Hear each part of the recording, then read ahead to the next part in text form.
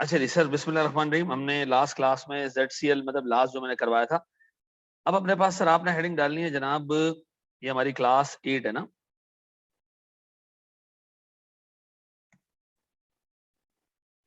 अच्छा जी सर, आपने अपने पास हेडिंग डालनी है जनाब, losses in project appraisal, treatment of tax losses in project appraisal.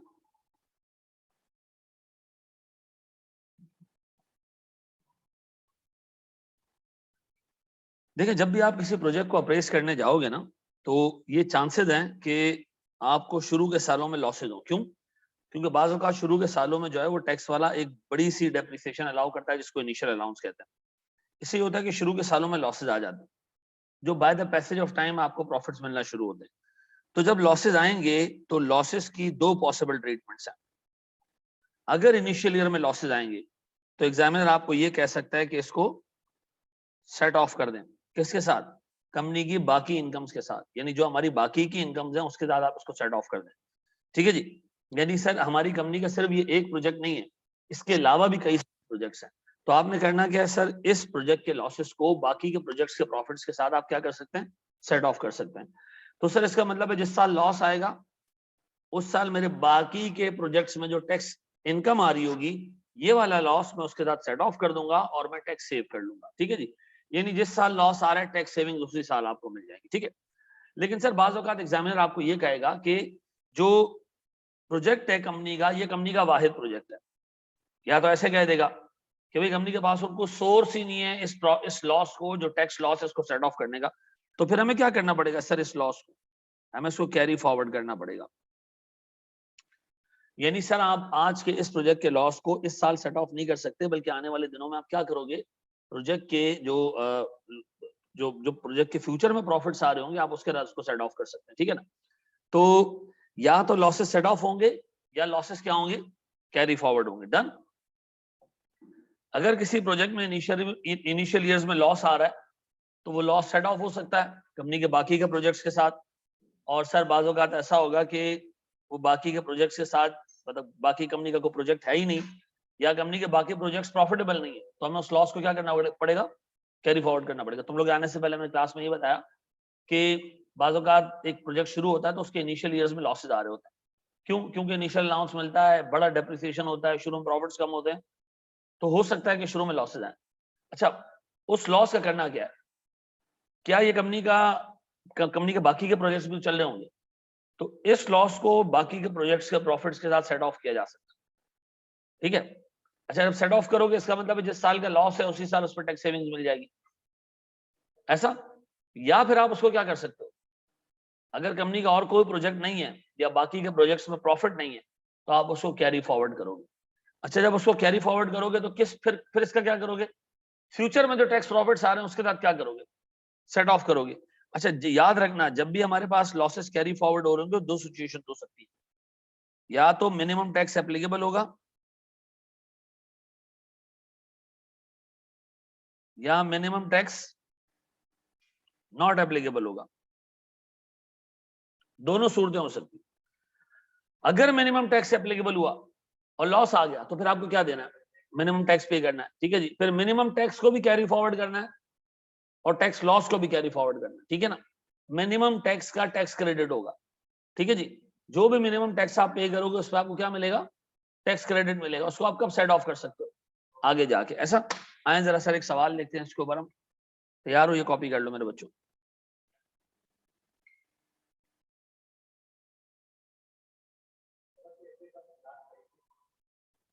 यार उन्होंने कंप्लीट करके दे दिए, वो सब उसमें से चीजें निकाल रहा है, साफ सुथरी कर रहा है उसको। ठीक है ना। तो मैं तो अपने हिसाब से रिकॉर्ड करके दे दी, वो लगा देगा अभी। हाँ, आज ही कराइए मैं। हाँ? आखिरी IFRS 15 के 3 पास पेपर के सवाल उसमें मैंने कराए, और दूसरा उसमें मैंने ये कराया कि 3 ही पास पेपर के सवाल बचे हुए तो सारे करा दिए। कल नया चैप्टर IFRS 2 शुरू करेंगे।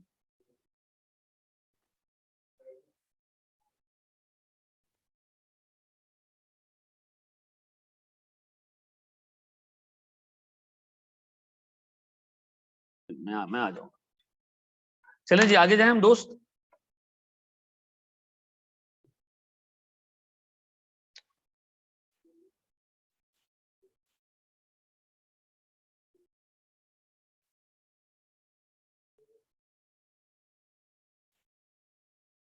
जी बढ़े हम आगे।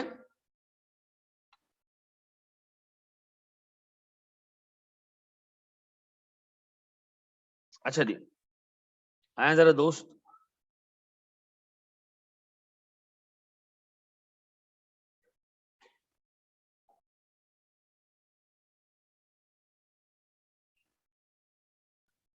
देखिए सवाल है मेरे सामने, ये कह रहे जनाब Milton limited is considering to initiate a project that will have the following cash flows. Purchase of machinery at the start of the project costing 5 lakh, 5 lakh की मशीनरी है। Annual sales will increase by 10% per annum and sales for the first year shall be 2,90,000. Done. Variable cost will be 40% of sales. Fixed cost per year will be 50,000 other than depreciation. Initial allowance against the asset shall be 50% of the cost. Annual depreciation होगा 10% accumulated diminishing balance method. ठीक है।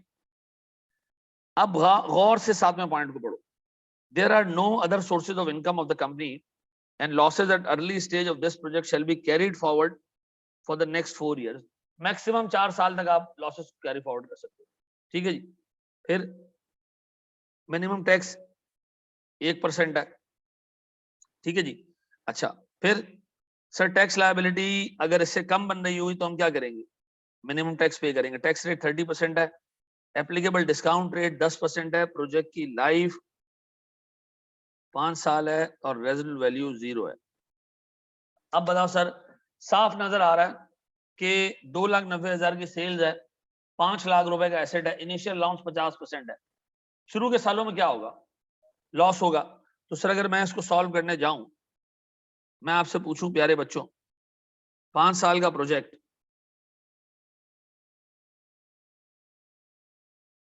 बताओ मेरे बच्चों, मेरे पास शुरू के सालों में सेल्स 2,90,000 और ये हर साल 10% बढ़ेगी, तो बढ़ाओ उसको 10%, कितना 3,19,000 पूरे 3,50,900, 385, फिर 589। अच्छा ये आ गई सेल्स। वेरिएबल कॉस्ट वगैरह 40% है सेल्स का।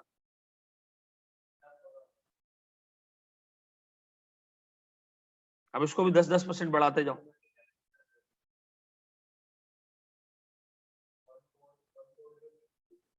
थ्री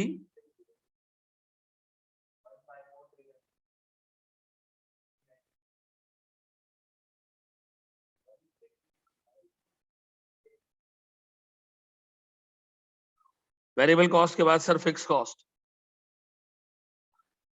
50,000 है। सर इसके बारे में इन्फ्लेशन कुछ भी नहीं दी हुई है, तो मैं अज्यूम करूंगा कि ये एज इट इज रहेगा।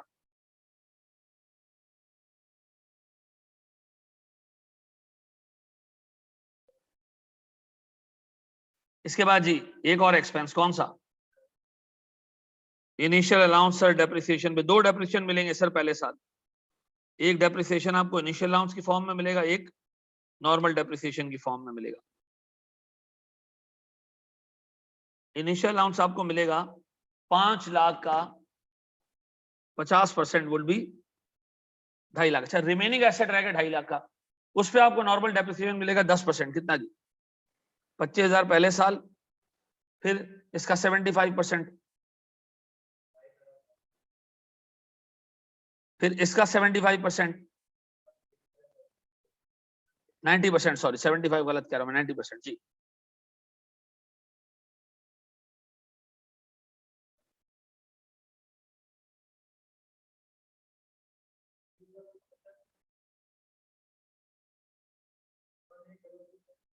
One 822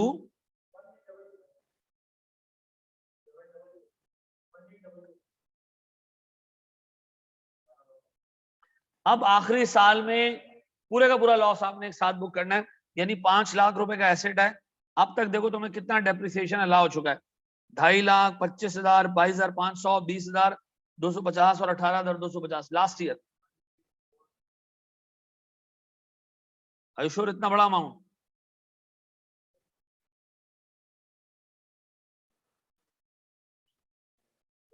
balancing figure last year में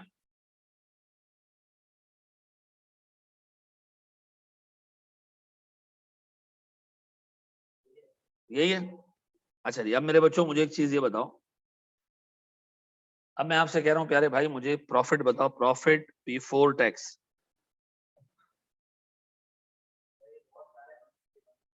ये लॉस आ रहा है 1,51,000 का। अच्छा, कोई मिनिमम टैक्स है?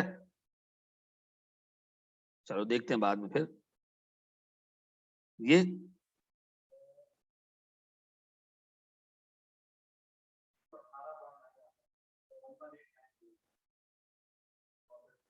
ये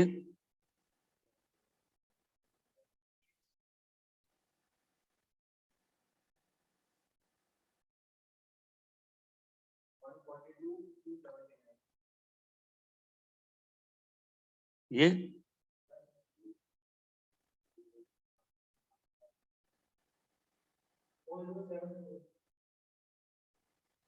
बस आखिरी साल यही है। अच्छा अब सुनो सुनो सुनो सुनो, अब भाई मुझे पे करना है टैक्स। मसला ये है कि मैं पहले साल तो टैक्स बनता ही नहीं है मेरा, लेकिन मैं पहले साल मिनिमम टैक्स पे करूंगा। कितना? 1% ऑफ। तो रेवेन्यू सर 2,90,000 है, कितना निकालू? अब मेरे पास दो चीजें कैरी फॉरवर्ड हो रही है, दो चीजें। एक तो मेरा सर टैक्स लॉस 1,51,000 का, दूसरा मेरा टैक्स क्रेडिट। ऐसा लाइफ किसकी लिमिटेड है? लॉस की लिमिटेड है, टैक्स क्रेडिट की कोई लाइफ नहीं दी हुई सवाल में। तो एक काम करते हैं, हम नेक्स्ट ईयर पे आते हैं। नेक्स्ट ईयर का प्रॉफिट कितना है सेकंड ईयर का? 118,900। हम इसमें से टैक्स लॉस एडजस्ट कर लेते हैं, कितने का? 151,000। बताओ मेरे पास कितना लॉस मजीद कैरी फॉरवर्ड होगा? कितना? 32,100। ये बच गया क्या चीज मेरे पास? Unadjusted carry forward loss. ऐसा ये रिमेनिंग है, ये भी बाकी। अच्छा सर मैं 2,900 रुपए का मिनिमम टैक्स ऑलरेडी पे कर चुका हूं, ये मेरे साथ साथ चल रहा है। अब जब सर यहां पर भी हिसाब किताब आ गया तो मैं क्या करूंगा? मिनिमम टैक्स पे करूंगा, कितने का?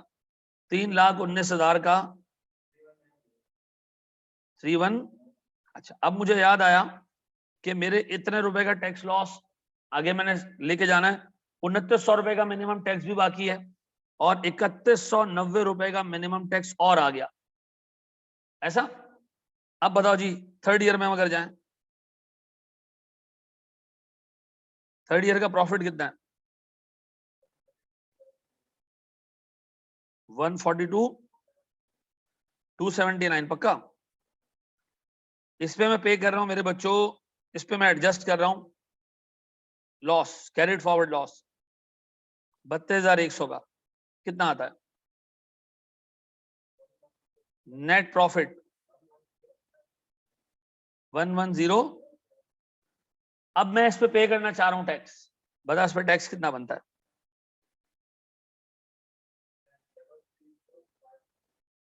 3305। अब ये दो मिनिमम टैक्स जो मैंने पे किए ये सेट ऑफ कर सकता हूं?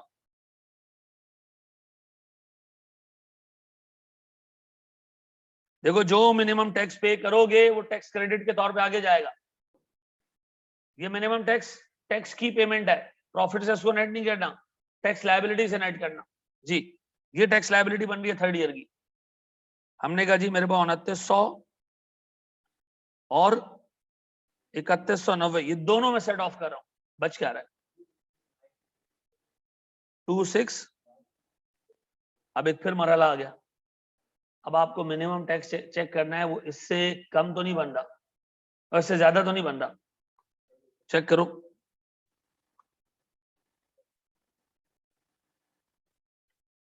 Minimum tax liability for third year वो कितनी है?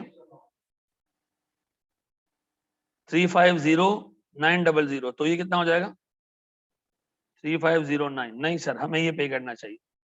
ये आ गया 26,600 964, 26,964। अच्छा आगे, आगे चूंकि सर प्रॉफिट्स काफी बड़े आ रहे हैं तो आगे नॉर्मल तरीके से आप टैक्स पे कर सकते हो। तो देखो कितना टैक्स बन रहा है नेक्स्ट ईयर, 49011, 30% आई। मिनिमम टैक्स तो काफी कम बन रहा होगा इधर। पक्का जी, ये आ गया हमारी नेट टैक्स पेमेंट्स, डन। देखो पेपर में ऐसे बहुत सारे सवाल आते हैं जिसमें एग्जामिनर ने ये अजम्पशन ली है कि जी हम टैक्स को कैरी फॉरवर्ड करें, ठीक है, याद रखना। अब मुझे एक बात बताओ सर, मेरे पास depreciation initial allowance add back कर दो पहले, कितना 2.5 लाख, फिर डेप्रिसिएशन नॉर्मल वाला भी ऐड बैक कर दो, कितना ना।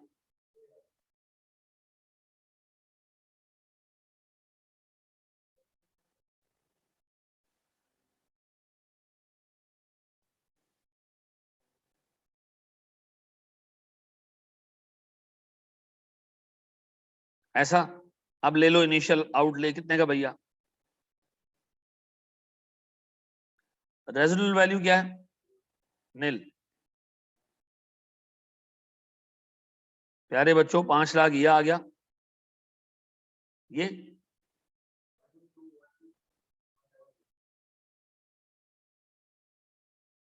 ये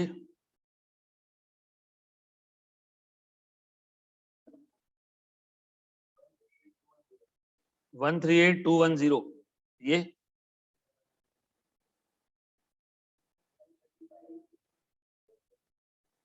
566 69 192। अब बता सर, इनकी प्रेजेंट वैल्यूज निकालने जाऊं,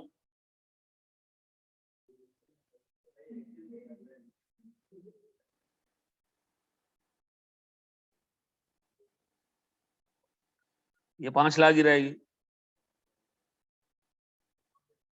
10%।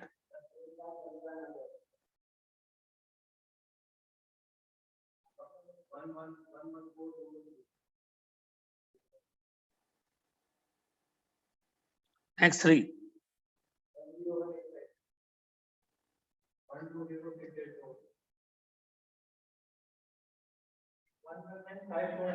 119। अब इसको ऐड भी कर दो बेटा, लगे हाथों।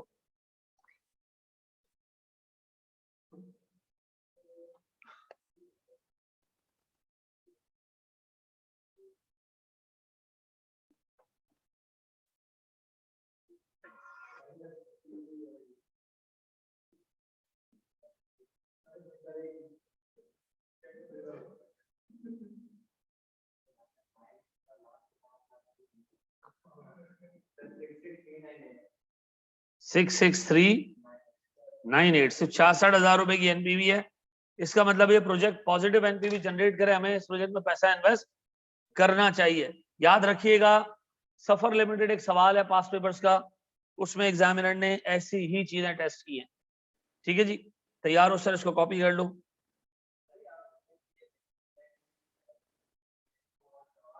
हाँ, टाइम देता है उसके लिए, फिर जिसका शॉर्ट टाइम होता है उसको हम पहले सेट ऑफ कर दें।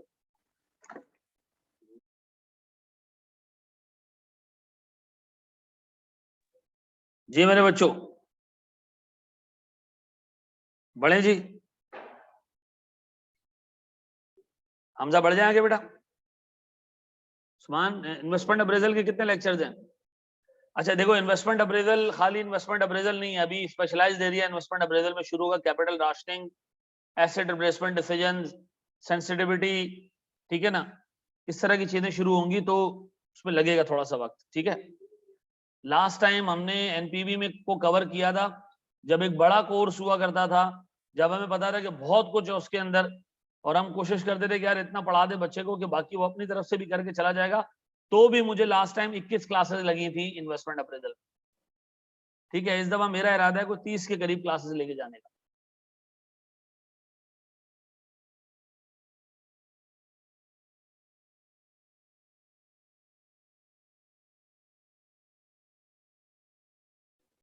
चले जी हम आगे जाएं दोस्त। चलो जी, हमजा बता रहा हूँ इस पे, एक सेकंड रुको। ठीक, बड़े आगे हम दोस्त। चलो जी मेरे प्यारे बच्चों, एक स्टेप आगे जाते हैं सर। सुनिएगा दोस्त, अब मुझे एक चीज ये बताइएगा सर, बाज़ औक़ात एग्जामिनर आपको ऐसा सिनेरियो भी दे सकता है, ये भी हमारा कोई केस चल रहा होगा सर, पता नहीं केस नंबर 8-9 चल रहा होगा हमारे पास, एग्जामिनर इस तरह का भी सिनेरियो दे सकता है कि एग्जामिनर तुमसे कहे कि एक प्रोजेक्ट है जो 5 साल का था, हमने उसको अप्रेज किया और हमें लगा बहुत बेहतरीन प्रोजेक्ट है, एनपीवी निकाली, बेहतरीन प्रोजेक्ट। 2 साल गुजरने के बाद हमें लगा नहीं यार इससे बकवास को प्रोजेक्ट ही नहीं था। इसका मतलब है 2 साल चलाने के बाद तुम्हें अंदाजा हुआ कि इस प्रोजेक्ट को चलाने की कोई जरूरत नहीं थी, बकवास तरीन प्रोजेक्ट था। तो अब क्या करें सर, ये जो आगे के 3 साल चलना है, ये जो आगे के 3 साल इसको चलना है, या इसको चलाएं या अभी एग्जिट कर लें, इसको चलाएं या अभी एग्जिट कर लें, हैं? अच्छा, तो ये भी पास पे गया, क्या फाइनल का पेपर क्वेश्चन है। तो मुझे एक बात बताएं, करें क्या? अब बताओ सर, हमें ये डिसीजन लेना है कि अभी अगर हम इसको बेच दें, प्रोजेक्ट को खत्म कर दें तो बेहतर है, या इसको 3 साल चलाएं। तो मुझे बताएं हमें क्या देखना पड़ेगा, इसके अंदर क्या कंसिडर करना पड़ेगा। देखिए अगर इसको मैं इमीडिएटली डिस्पोज करता हूं,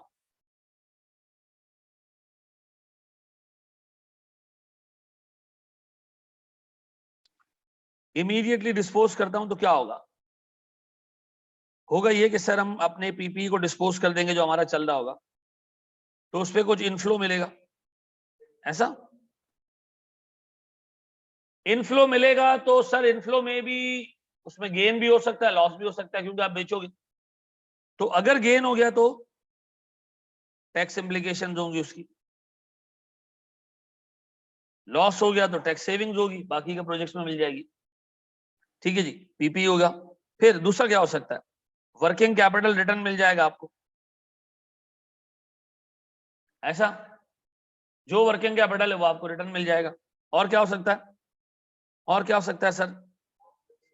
ना सर, एक चीज होती है जनाब, मिनिमम अग्रीड कॉस्ट। ये क्या है सर मिनिमम अग्रीड कॉस्ट? कि अगर आपने कोई अग्रीमेंट किया हुआ है कि जी अगर हम जगह छोड़ के भी जाएंगे तो आपको 3 महीने 4 महीने का रेंट देके जाएंगे, ठीक है जी, तो ये मिनिमम अग्रीड कॉस्ट की आपको पेमेंट करना होगी। देखिए याद रखें, अभी अगर बंद करना है, पीपी बेच दोगे, बेचोगे तो इनफ्लो आएगा, इनफ्लो आएगा तो सर गेन भी हो सकता है, लॉस भी हो सकता है। अगर गेन हो गया तो आपको टैक्स देना पड़ेगा। सर मिनिमम अग्रीड कॉस्ट, इसका मतलब क्या है सर? बाज़ औक़ात आपको प्रोजेक्ट बंद करना है, जगह खाली करनी है, तो आपको मिनिमम पीरियड का रेंट देके जाना पड़ेगा, एक नोटिस पीरियड देना पड़ेगा। उस नोटिस पीरियड की कॉस्ट को हम सेव नहीं कर सकते, डिसमेंटलिंग कॉस्ट भी आ सकती है, ऑब्वियस सी बात है। और क्या हो सकता है सर, इस मिनिमम अग्रीड कॉस्ट पे टैक्स इम्प्लीकेशंस भी होंगी, मिनिमम अग्रीड कॉस्ट, ऐसा ऐसा।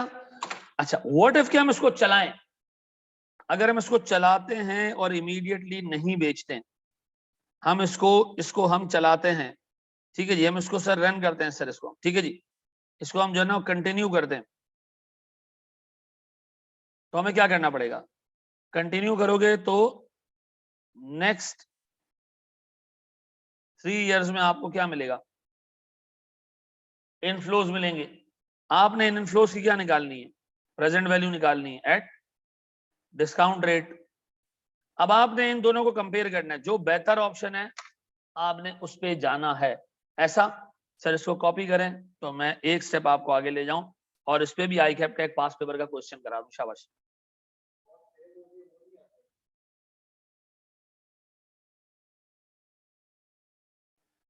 जब आप दो चीजों को कंपेयर कर रहे हो ना, कि अगर मैं काम ए करूंगा तो मुझे 2 रुपए मिलेंगे और दूसरा काम करूंगा तो मुझे 3 रुपए मिलेंगे, जब दोनों ऑप्शंस को सामने रखते हो ना, फिर अपॉर्चुनिटी कॉस्ट का कॉन्सेप्ट अप्लाई नहीं, ठीक है? फिर आपको जो ज्यादा बेहतर लग रहा है उस पर चले जाओ। आप ए को कंसिडर कर रहे हो, 2 रुपए चाहिए तो इसके लिए 3 रुपए लूज करने पड़ेंगे, ठीक है ना? तो फिर आप 3 रुपए माइनस करें, अदरवाइज आप दोनों सामने रख रहे हो ना तो फिर ना करो, ठीक है ना? हाँ, तुम लोग एग्जाम्पल भी मैंने दिए, देखो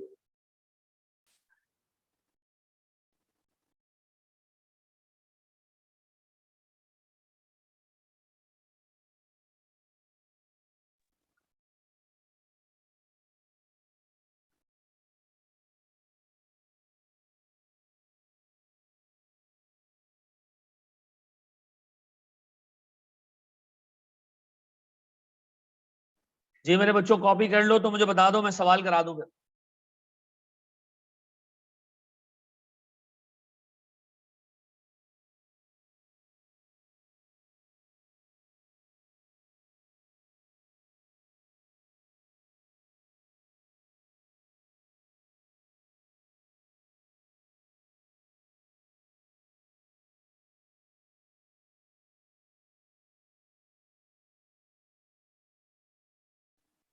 ठीक है ना,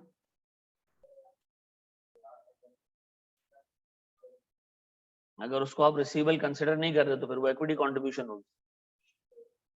ठीक है ना, एक तो होता है पेबल कंसिडर करना, पेरेंट ने आपको पैसे दिए, आपने कहा ये मेरा पेबल है, आप कह रहे हैं पेबल नहीं, आप उसको इनकम नहीं मान सकते। क्यों?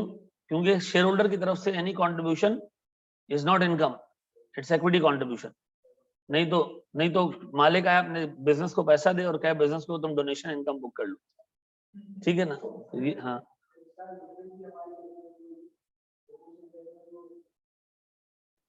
गुडविल तो एक दफा कंसोलिडेशन में कैलकुलेट होगी, फिर चेंज नहीं होगी जी। लेकिन अगर डे वन पे सारे काम कर रहे हो ना, फिर गुडविल कैलकुलेट होता है। डे वन तो ले। चलें जी मेरे बच्चों, कर लिया कॉपी, तुम आगे बढ़ जाए। ये बच्चा IFRS 2 विद कंसोलिडेशन के बारे में बात कर रहा था, ये आपके टॉपिक से रिलेटेड नहीं है। मेरे बच्चों ऑनलाइन वालों, हम आगे बढ़े। अच्छा जी चलें।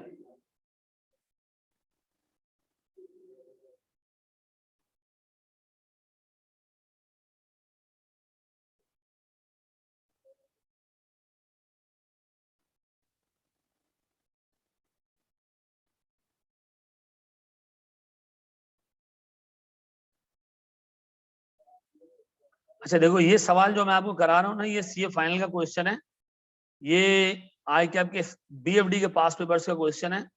फिर इसके बाद मैं आपको कैफ के पास पेपर का क्वेश्चन कराऊंगा, जो इससे काफी मिलता जुलता है?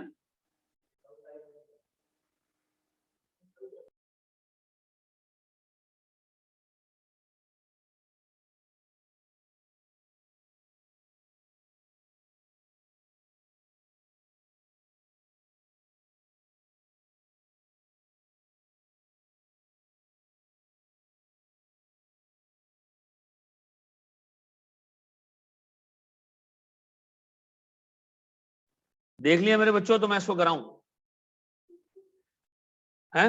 चलो आज को मैं रीड कर रहा हूँ। अच्छा देखो, इस तरह के सवाल पेपर में 2 से 3 दफा आ चुके हैं।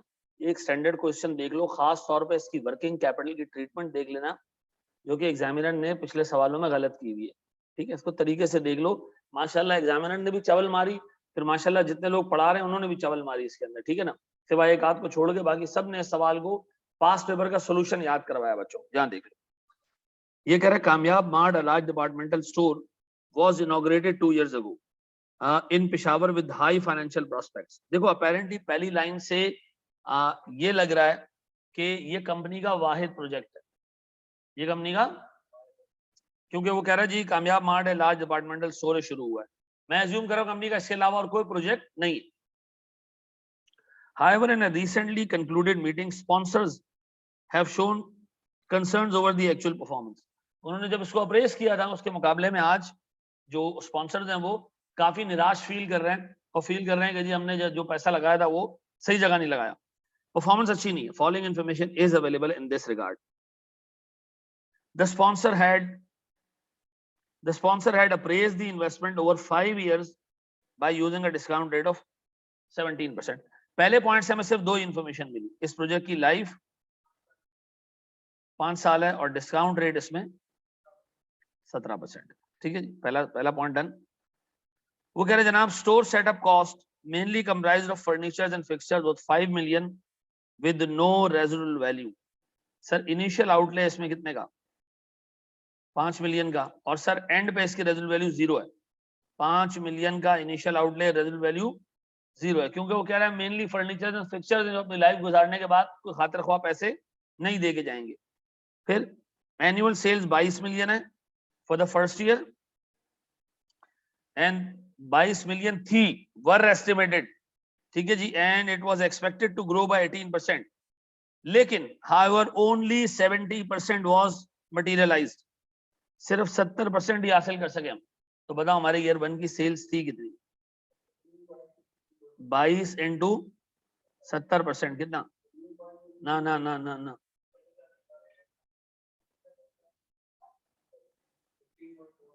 15.4 मिलियन। फिर वो कह रहे भैया इसके बाद growth in second year was 10% which is expected to continue. तो सर हमारे पास जो ग्रोथ रेट है आगे के सालों की वो कितनी है जनाब? 10%। सोचा था 22 मिलियन और सोचा था 18% पे ग्रो करेगी, असल में निकली 15.4 और ग्रोथ रेट कितना एक्सपेक्टेड है? 10%। तो रेवेन्यू में तो हमने जो सोचा था उससे सिग्निफिकेंटली नीचे भी आ गया और ग्रोथ रेट भी अच्छा खासा कम हो गया। फिर ये पॉइंट डन हो गया सर। फिर margin was expected at 18%, however actual margin was 12%। तो हमारा सीएम परसेंटेज 12% निकला। Admin cost was estimated at 1.2 million, ये फिक्स कॉस्ट है which is expected to rise by 15%। ठीक है जी, इसके बारे में कुछ भी नहीं लिखा, चूंकि फिक्स नेचर की कॉस्ट है तो वॉल्यूम नीचे आने की वजह से ये चेंज नहीं हुआ होगा। ठीक है जी, तो हमारी जो फिक्स कॉस्ट थी वो 1.2 मिलियन थी और इसमें जो ग्रोथ आएगी वो 15% की होगी। ठीक है, वर्किंग कैपिटल, अब देखो खास तौर पे एग्जामिनर ने कितनी जबरदस्त बात लिखी है और फिर खुद ही इसे इनराफ कर दिया। Working capital is primarily comprised of inventory which is 25% of annual sales. मुझे एक बात बताओ, आप अगले साल की एनुअल सेल्स को पॉसिबल बनाने के लिए इन्वेंट्री शुरू से लेते हो? ऐसा अगले साल की सेल्स को पॉसिबल बनाने के लिए इन्वेंट्री शुरू से लेते हो? यानी अगर आपको अगले साल या साल के एंड में बिजनेस चलाना है, बेचने चीजें, then you have to produce inventory. ठीक है जी, then you have to produce, जो प्रोडक्शन प्रोसेस चलाना है तो इन्वेंट्री शुरू में लेनी। ठीक है जी, तो बताओ पहले साल की अगर हमने बिजनेस चलाना होगा तो हम इन्वेंट्री कब लेंगे? ईयर 0 पे लेंगे। ठीक है जी, और ईयर 1 पे उसमें इजाफा करेंगे अगर ईयर 2 में बिजनेस चलाना चाहते हैं, ईयर 2 के एंड पे उसमें इजाफा करेंगे अगर ईयर 3 में बिजनेस चलाना चाहते हैं। तो जब आप आगे बिजनेस चलाना चाहते हो तो ही आप अपने वर्किंग कैपिटल को एडजस्ट करोगे साल के एंड में। अगर मैं तीसरे साल बिजनेस चलाना चाहता हूं तो मैं क्या करूंगा? ईयर 2 में मजीद वर्किंग कैपिटल में पैसा इन्वेस्ट करूंगा अगर मुझे लगता है कि मुझे तीसरे साल में बिजनेस चलाना है। डन। अच्छा जी, फिर ये कह रहे जनाब, अच्छा चूंकि सीधा सीधा लिख दिया 25% ऑफ एनुअल सेल्स, तो ये होगा एक्सपेक्टेड एनुअल सेल्स का। ठीक है, फिर डेप्रिसिएशन 25% डिमिनिशिंग बैलेंस पे। अब देखो सबसे important point, if at any time sponsor decide to close down DM, working capital would realise only at 80% of its value. पूरा वर्किंग कैपिटल भी नहीं निकलेगा, इसका 80% निकलेगा। सर मेरे पास टैक्स रेट कितना है? 35%। अब बताओ, वो आपसे कह रहे 2 साल हो चुके, 3 साल इसको चलाएं, इसको अभी ही क्लोज डाउन कर दें। 3 साल इसको चलाएं या इसको अभी ही क्लोज डाउन कर दें। तो सर इसको अप्रेस कर दें, कैसे अप्रेस करें? रिमेनिंग 3 साल की कैश फ्लोज देख लो, या इसको अगर इमीडिएटली बंद करना चाह रहे हो तो अभी देख लो अभी आपको क्या मिलेगा। अगर मैं इसको अभी बेचता हूं मुझे सिर्फ एक ही चीज मिलेगी, वो क्या है? सिर्फ मुझे वर्किंग कैपिटल मिलेगा बस। सर वो जो इनिशियल आउटले किया वो, उसके बारे में एग्जामिनर ने कुछ भी नहीं लिखा और वो लिख के दे रहा है नो रियलाइजेबल वैल्यू। इसका मतलब है आप किसी भी पॉइंट पे एग्जिट करोगे तो आपको कुछ भी नहीं मिलेगा। देखो यहाँ एग्जामिनर को बात क्लियर लिखनी चाहिए थी, उसने नहीं लिखी है, मैं इसलिए अजम्पशन ले रहा हूँ कि जो मेरे पीपी का बैलेंस है 1 रुपया भी नहीं मिलेगा। डन। अब आप काम करते हैं, चेक करते हैं कि जी जी मेरा बच्चा,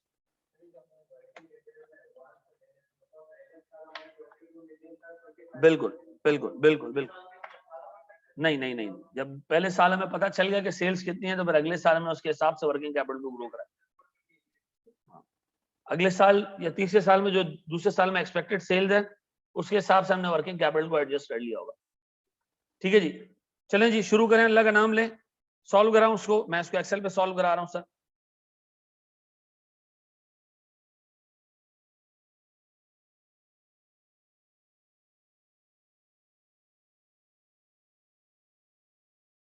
देखो सबसे पहले हम बात करते हैं जी, हमारे पास ईयर 0 से स्टार्ट हुआ था, जबकि हमें यकीन करो 5 साल के कैश फ्लोज ड्राफ्ट नहीं करने, हमने कितने साल के कैश फ्लोज ड्राफ्ट करने? रेलेवेंट पीरियड हमारे लिए ये रेलेवेंट पीरियड है, बस ये रेलेवेंट पीरियड है ऐसा। इससे पहले का पीरियड हमारे लिए रेलेवेंट नहीं है, नो रेलेवेंस। लेकिन सर चूंकि कैश फ्लोज ग्रोइंग नेचर के, तो हमें इन सारे कैश फ्लोज को बनाना पड़ेगा। सेल्स बताओ पहले साल की एक्चुअल सेल्स कितनी थी? सर सवाल में गिवन है पहले साल की एक्चुअल सेल्स एक्सपेक्टेड थी 22 मिलियन, लेकिन रियलाइज कितनी हुई? एक्सपेक्टेड 22 मिलियन थी, रियलाइज कितनी हुई? सर 70%। 70% कितना होता है मेरे बच्चों? 70% कितना होगा इसका? सर 22 मिलियन का 70% वुड बी 15.4। तो मैंने ऐसे किया होगा सर 15.4, सर 22 का 70% डन, ये आ गया 15.4। फिर वो कह रहे ये सेल अगले सालों में 10% से ग्रो करेगी। सोचा था 18 लेकिन होगा 10, तो this multiply by 1.1, sir this multiply by 1.1, sir this multiply by 1.1 and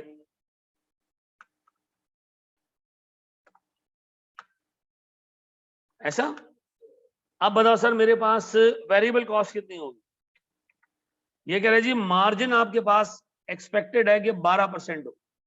तो एक बात बताओ, अगर मार्जिन 12% है मेरे बच्चों, तो मेरी वेरिएबल कॉस्ट कितनी होगी? 100 माइनस 12 वुड बी 88%। ऐसा तो मैं क्या करूं, सेल्स का 88% ले लूं और मैं ये हर साल का ले लूं सर 88%। ऐसा ऐसे ही है दोस्त। अब बताओ मेरे प्यारे बच्चों, अगर मैं आपसे फिक्स कॉस्ट पूछूं, एडमिन कॉस्ट, तो ये कह रहा है भैया 1.2 मिलियन की एडमिन कॉस्ट है पहले साल and it is bound to increase by 15%।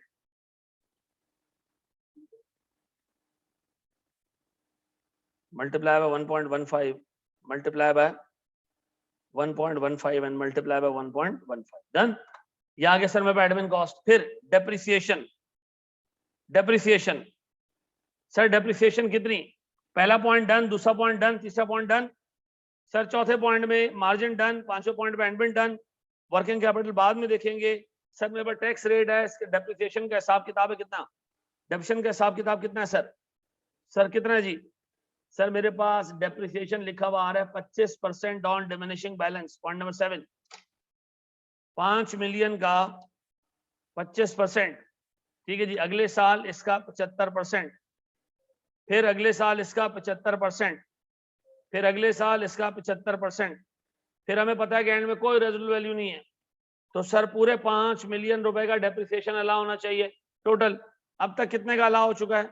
1, 2, 3 और 4, यानी आखिरी साल 1.8 मिलियन रुपए का डेप्रिसिएशन अलाउ होना चाहिए। अगर मैं सारी डेप्रिसिएशन को ऐड करूं तो इट मस्ट बी 5 रुपए। डन। सर मैं इन सबको नेट करूं तो मेरे पास प्रॉफिट आ जाएगा। ये आ गया मेरे पास प्रॉफिट। सर ये जो आपके पास प्रॉफिट आया ना, आंखें खोल के इसको देख लें, आंखें खोल के इसको देख लें। बताएं मेरे पास टैक्स, टैक्स कोई मिनिमम टैक्स नहीं है। पहले साल टैक्स 0, क्यों? लॉस है। दूसरे साल भी लॉस है, टैक्स 0। तीसरे साल भी लॉस है, टैक्स 0। चौथे साल इतना प्रॉफिट नहीं है कि आप लॉस को यूटिलाइज कर सको। चेक करो कैसे। 0.11 का प्रॉफिट है, तो भाई 0.6 का तो पहले साल ही लॉस है, तो क्या पूरा करेगा ये? क्या पिद्दी का शोरबा सर, ये भी 0 और ये भी 0। बेहतरीन काम हो गया सर। अब एक काम करें, डेप्रिसिएशन को खामखा लेस किया था, इसको ऐड बैक कर दें। सर तो काम ही नहीं आया ना भाई। अब बताओ सर मेरे पास, गौर से सुनना, इनिशियल आउटले वगैरह में कुछ नहीं ले रहा।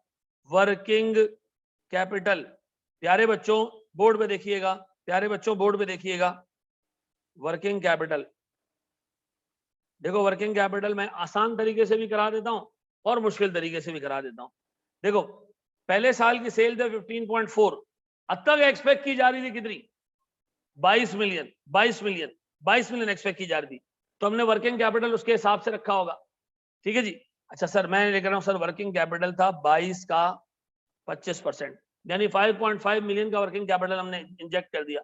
जब आपको औकात हमारी पता चल गई 15.4 और आपको पता है कि अगले साल 16.94 होगा, तो बताओ हमें वर्किंग कैपिटल को 16.94 के हिसाब से रखना चाहिए। दूसरे साल की सेल्स को पॉसिबल बनाने के लिए वर्किंग कैपिटल ईयर 1 के एंड पे अरेंज करना है। इसका मतलब है हमारा वर्किंग कैपिटल इतना होना चाहिए। इसका मतलब है कुछ वर्किंग कैपिटल घर ले जाओ, घर ले जाओ, ये कब हम घर लेके गए होंगे, ये कब लेके गए होंगे हम घर, कब हम घर लेके गए होंगे? ईयर 0 पे हमने 5.5 इन्वेस्ट किया होगा, ईयर 1 पे आ गया, मैं पता चला वी ओनली नीड 4.24, सर आपको ईयर 1 के एंड पे 1.27 घर ले जाना था, आप ले भी गए होंगे, ऐसा। अब बताओ प्यारे बच्चों, ईयर 3 की एक्सपेक्टेड सेल्स कितनी है? इतनी, इसका 25%। सर ईयर 4 की एक्सपेक्टेड सेल्स कितनी है?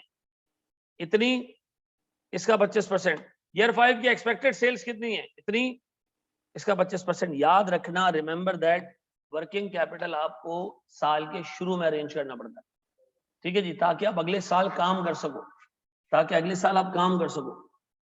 टैक्स का बेटा मैंने ये बोला कि टैक्स आपका बन नहीं रहा ना, शुरू के 3 सालों में लॉसेज हैं, चौथे साल में जो प्रॉफिट निकला थोड़ा सा, वो इतना नहीं है कि आप उसको सस्टेन कर सको, उस पर जो है वो आप कुछ कमा सको। तो आपने क्या किया सर, मतलब आप उस पर कोई टैक्स देने लायक हो ही नहीं, क्यों? कराने इतने लॉसेज हैं कि वो लॉसेज को सेट ऑफ करोगे तो 0.11 में कुछ भी नहीं बचेगा टैक्स देने के लिए, ठीक है जी। अब बताएं सर, मेरा सवाल है, गौर से सुनना मेरे बच्चों, मैं अगर आपसे पूछूं प्यारे बच्चों, वर्किंग कैपिटल में हमने इन्वेस्टमेंट की होगी 5.5 मिलियन है, पहले साल के एंड पे हमने 1.27 घर ले गए होंगे, हम कितने पे आ गए? 4.24। ऐसा मैं यहाँ ले रहा हूँ वर्किंग कैपिटल इन्वेस्टमेंट, ये हमने इन्वेस्ट किया होगा, फिर हम पैसे घर ले गए पहले साल के एंड में, कितने? फिर मुझे बताओ सेकंड ईयर की, अब हम दोबारा पैसे घर से लेके आए, कितने? इतने, ऐसा। अब बताओ सर, दोबारा रिपीट कर रहा हूं, हमने ईयर 0 पे ना 5.5 मिलियन डाले प्रोजेक्ट में, क्यों?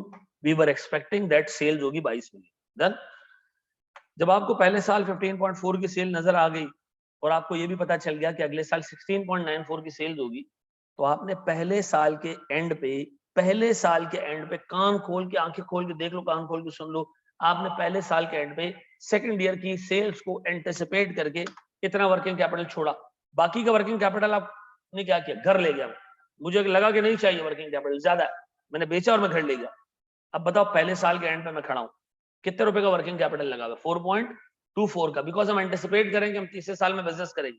डन। अब बताओ फिर, अगर मैं दूसरे साल के एंड पे पहुंचूं और तीसरे साल की एंटिसिपेटेड सेल नजर आ रही हो कितने की, तो मुझे वर्किंग कैपिटल को 25% रखना है सर। इसका मतलब है मुझे वर्किंग कैपिटल को थोड़ा सा बढ़ाना है, 4.24 से 4.66 पे लेकर आना, फिर अगले साल मजीद मुझे वर्किंग कैपिटल बढ़ाना है, अगले साल मुझे मजीद वर्किंग कैपिटल बढ़ाना है, और फिर आखिरी साल में अपने सारे पैसे लेके उसका 80% लेके मैंने एग्जिट करना। डन। अब बताओ पैसे जमा कितने हो चुके हैं? सर पैसे जमा हो चुके हैं 5.64, लेकिन मैं इसका कितना पैसा लेके जाऊंगा? अच्छा बोर्ड में देखो, मैं कह रहा हूं मैंने 5.5 इन्वेस्ट किए, 1.27 घर ले गया, फिर 0.42 घर से लाया, फिर 0.47 घर से लाया, फिर 5.51 घर से लाया, और एंड में 4.51 घर ले गया। ऐसा। दोबारा सुनो, ये वर्किंग कैपिटल तुम्हें किसके लिए चाहिए? ये वर्किंग कैपिटल किसके लिए चाहिए? ताकि मैं पहले साल काम कर सकूं, ताकि मैं इस साल काम कर सकूं, ठीक है जी। ये आपने एडजस्ट करके 4.24 कर दिया दूसरे साल को देख के, तीसरे साल को देख के आप मजीद पैसे घर से ले आए, चौथे साल को देख के आप मजीद पैसे घर से ले आए, पांचवें साल को देख के आप मजीद पैसे घर से ले आए, और पांचवें साल के एंड पे पैसे आप घर ले गए वापस। ऐसा। अब बताओ सर, अगर मैं आपसे पूछूं प्यारे बच्चों, ये मेरी टोटल अमाउंट ऑफ रिसीट्स हैं जो मैंने हासिल करनी है, लेकिन प्रॉब्लम ये है कि मेरे लिए रेलेवेंट सिर्फ यही है, लेकिन रेलेवेंट सिर्फ यही है, रेलेवेंट सिर्फ ये, बाकी कुछ भी रेलेवेंट नहीं। तो बताओ हमारे पास जो रिमेनिंग कैश फ्लोज हैं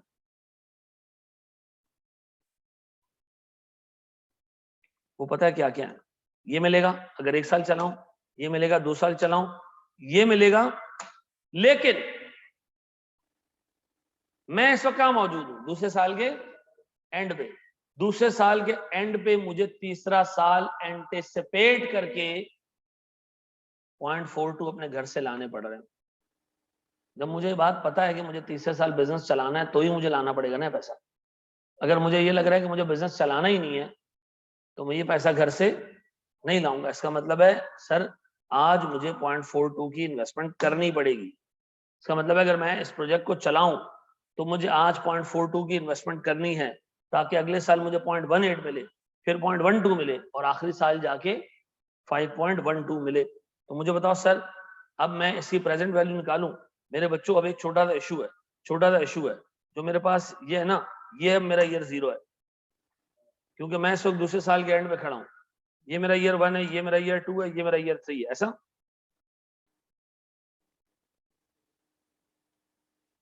अब बताओ मैं अगर इसकी प्रेजेंट वैल्यू निकालूं एट 17%, तो sir this divided by 1.17 raise to the power, मेरे लिए ईयर 0, ठीक है जी। सर दिस डिवाइडेड बाय 1.17 मेरे लिए year 1। Sir this divided by 1.17 मेरे लिए power 2। This divided by 1.17 power 3। ऐसा अब बताएं सर अगर मैं आपसे पूछूं प्यारे बच्चों, मैं इन सबको ऐड कर रहा हूं इन 4 फिगर्स को, सर ये मुझे ये बता रहा है कि अगर मैं इस प्रोजेक्ट को चलाऊं तो मुझे 3.02 रुपीज का टोटल अमाउंट रिसीव होगा over the next 4 years, over the next 4 years. ऐसा ये है मेरे पास sir present value of cash flows if continue करें। डन। अच्छा मेरे प्यारे बच्चों मैं अगर आपसे एक सवाल पूछूं, प्यारा भाई बोर्ड पे देखना, अगर मैं प्रोजेक्ट को बंद कर दूं,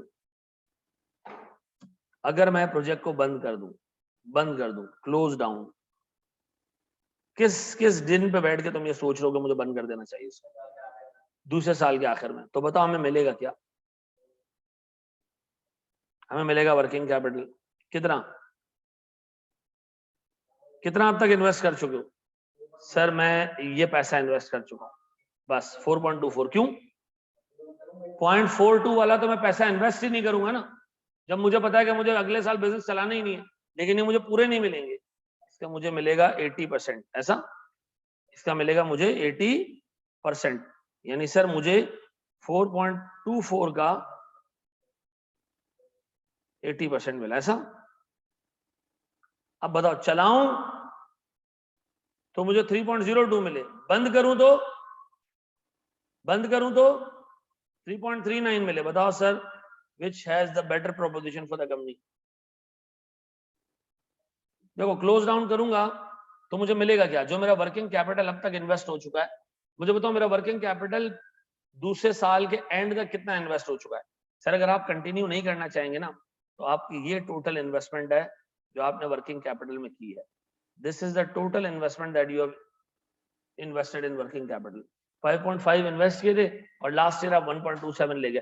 0.42 ईयर 2 के एंड पे आपने खर्च करना है ईयर 3 के लिए। अगर ईयर 3 में बिजनेस नहीं चला रहे तो खर्चा करोगे ही। तो सर बताएं मेरी टोटल इन्वेस्टमेंट है कितनी? सर 4.24 और मैंने सर इसका 80% रिकवर कर लिया, that is 3.39। It's much better to discontinue this project rather than to run it. ऐसा जी मेरे बच्चों।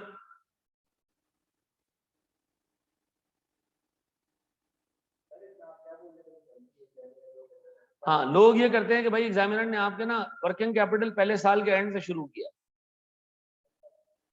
तो इसका मतलब है आपने जो ईयर 1 पे बेचा है वो हवा बेची थी, ठीक है, या आपने आखिरी दिन जैसे ही सामान लाया उसी वक्त आपने उससे प्रोडक्ट बनाए, उसी वक्त आपने खड़े खड़े बेच दिए। ये पापड़ बेच रहे होंगे आपने, तेल में डाले होंगे और उसी वक्त तैयार। तो ये फजूल बात है ना कि आज ही वर्किंग कैपिटल इन्वेस्ट किया, आज ही बिग या रिलाइज भी हो गया, ठीक है ना।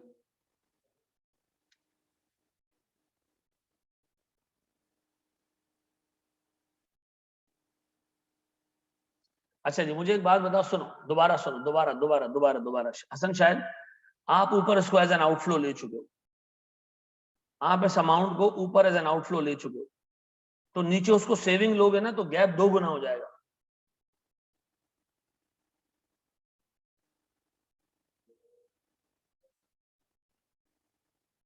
मैं इसको एक्सप्लेन करूं?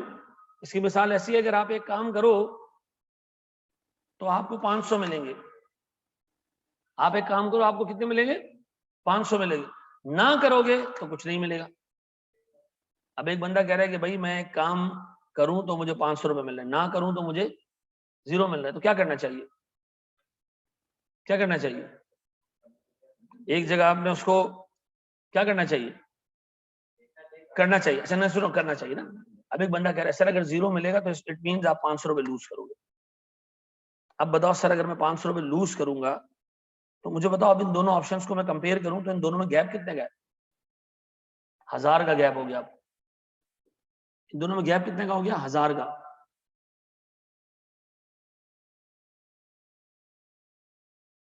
देखो जब 0.42 मैंने इन्वेस्ट ही नहीं किया, हसन मुझे बताओ 0.42 में इन्वेस्ट कब करूंगा?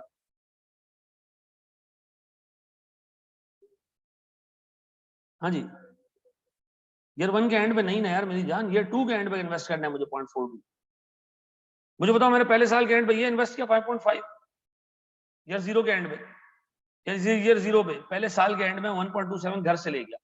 जब आप ईयर 2 पे पहुंचोगे ना, ये पैसा आप ये 0.42 इन्वेस्ट ही जब करोगे जब आपको लगेगा कि मुझे ईयर 3 में बिजनेस करना है। जब ईयर 3 में बिजनेस करना ही नहीं है तो मैं 0.42 क्यों इन्वेस्ट करूं? मैं पहले साल में 5.5 इन्वेस्ट किया, 1.27 घर पे ले गया, दूसरे साल के एंड पे पहुंचा, मैंने कहा यार मैं तीसरे साल बिजनेस नहीं चलाना चाह रहा, तो आप ये 0.42 इन्वेस्ट नहीं करोगे। अब तक कितने इन्वेस्ट कर चुके हो? सर ये दोनों में इन्वेस्ट कर चुका हूं, यानी 4.24 में इन्वेस्ट कर चुका हूं। इसका 80% लोग घर चले जाओ। सेट है? बिल्कुल सही, बिल्कुल सही, बिल्कुल सही। चलो जी। बड़े मांगे दोस्त, जरा गला बेटा, बड़े मांगे,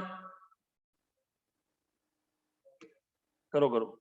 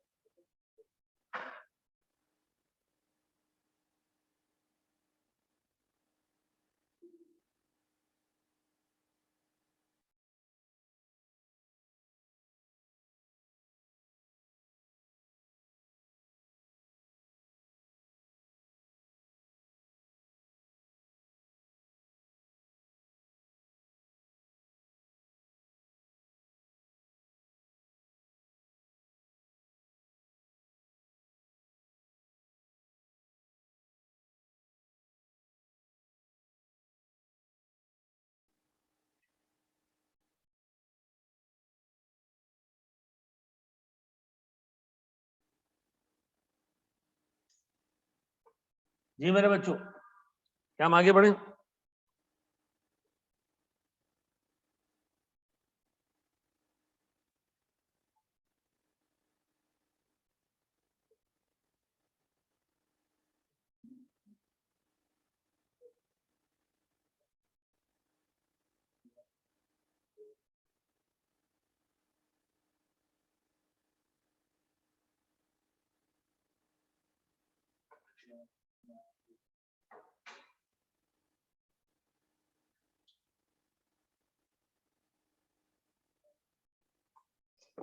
जी मेरे बच्चों, बढ़े आगे।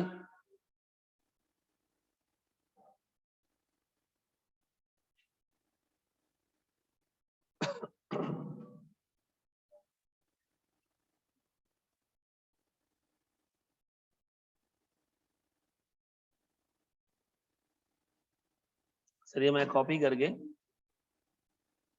यहाँ लेके जा रहा हूँ।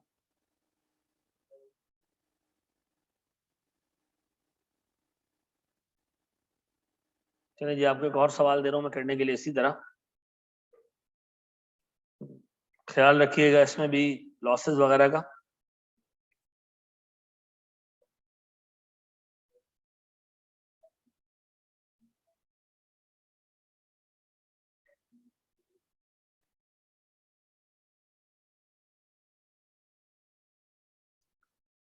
शाबाश सर, इसको रीड करें और इसको सुकून से 5-6 मिनट इसको रीड करें। ये कैफ का क्वेश्चन है, it's a very good question. Same इसी तरह का क्वेश्चन है, सेम 2 साल बाद प्रोजेक्ट बंद करना है। इसको रीड करें, मैं आपको 10 मिनट दे रहा हूँ, शाबाश। मैं करा दूं? चलो जी, आओ देखो, ये उसी जैसा सवाल है, लेकिन उसमें और इसमें थोड़ी सी चीजें चेंज है। देखो वो था कंपैरेटिवली आसान सवाल, ये उसके मुकाबले में मुश्किल है। वो सीफैब का सवाल था, ये कैफ का सवाल है। सीफैब में एनपीवी का लेवल है 3, कैफ में एनपीवी का लेवल है 1 जी। अब 2 हो गया जब नया कोर्स आया, पहले 11 था 1, ठीक है ना।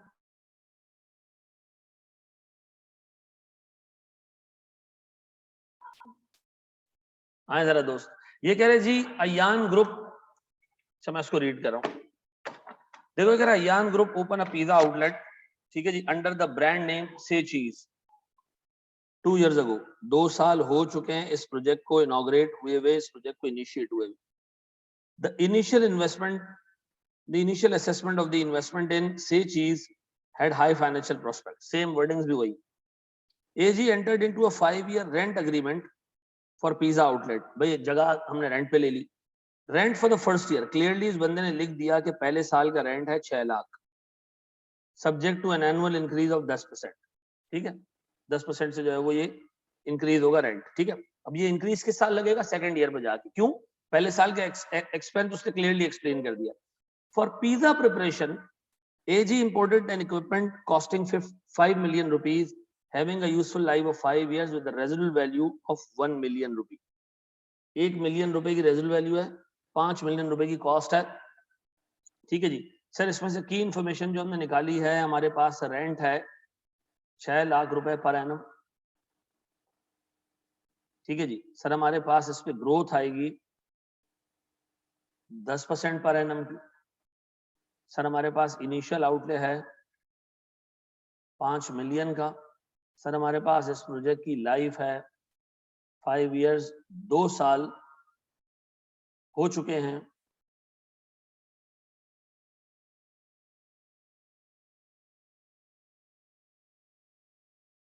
अच्छा जी, फिर इसकी रेजिडुअल वैल्यू है 1 मिलियन। ये 5 इंफॉर्मेशन आपको पहले पैरा से मिली है। डन। फिर कह रहे जनाब after 2 years of operations SC has failed to achieve any desirable results and the management of AG is skeptical whether to continue to operate SC for a further period of 3 years or not। नहीं करोगे तो क्या करोगे? अभी बंद कर दोगे। You have been provided the following information in this regard। Sales for the first 2 years were 7.5 million and 9 million। 2 सालों की सेल ये थी। फर्स्ट 2 years की वेरिएबल कॉस्ट 6 million और 7080 थी।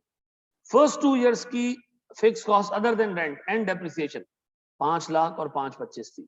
ये 3 इंफॉर्मेशन पास्ट 2 years की उसने दी। फिर उसने कहा जनाब trend in sales, variable cost and fix cost other than rent and depreciation will continue in the future. एक बात बताओ, 7.5 और 9 मिलियन को अगर मैं कंपेयर करूं तो बताओ ये कितने परसेंट का इंक्रीज है? 20%। कैसे? सर मैंने 9 मिलियन ऊपर रखा और मैंने 7.5 मिलियन नीचे रखा, तो मुझे पता चला कि 9 मिलियन 7.5 का 120% है, यानी हमारे पास 20% की इंक्रीज। ऐसा? अब बताओ, मुझे बताओ इसमें कितना है जनाब? सर 70800000 डिवाइडेड बाय 6 मिलियन, ये बराबर है किसके? सर 118% के, यानी ग्रोथ हमारे पास कितना है? 18% इंक्रीज। फिर सर हमारे पास ये तो 5 लाख और 525 तो ऐसे मुंह पे नजर आ रहे हैं कि 5% का इंक्रीज है। ऐसा? 5 lakh 25 divided by 5 lakh is 105% ना?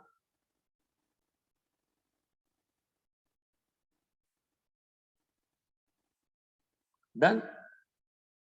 फिर ये कह रहा है जनाब if management decide to discontinue, अब यहां से कहानी शुरू हो रही है अलग। ये कि अगर आपको डिसकंटिन्यू करना है तो आपको 4 मिलियन रुपए में आप ये इक्विपमेंट अभी बेच सकते हो। 4 मिलियन रुपए आपको अभी मिलेंगे। सीधी सी बात है सर, 4 मिलियन रुपए एक बड़ी अमाउंट है, ठीक है जी। और termination of rent agreement would require a 3 month notice, लेकिन आप याद रखिएगा आपको 3 महीने की रेंट पे करके निकलना है, ये 3 महीने का रेंट पे करके निकलना है, डन। फिर उसका टैक्स रेट 30% है, ठीक है जी, और टैक्स उसी साल पे होता है जिस साल अराइज होता है।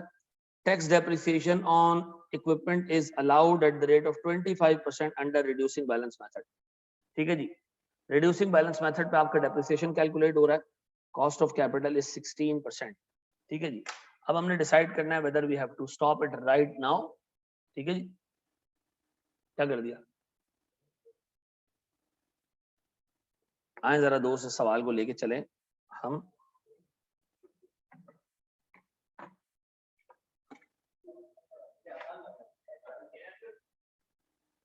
क्योंकि यार कैफ का आपने सुन लिया तो आपको लगा ये आसान।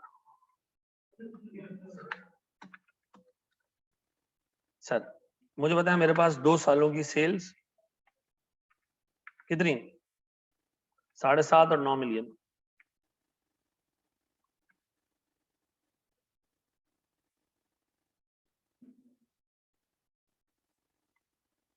ट्वेंटी % की ग्रोथ है हर साल। अब 20% ग्रो करेगा ये, हमने बढ़ा दिया 20% से, ठीक है जी।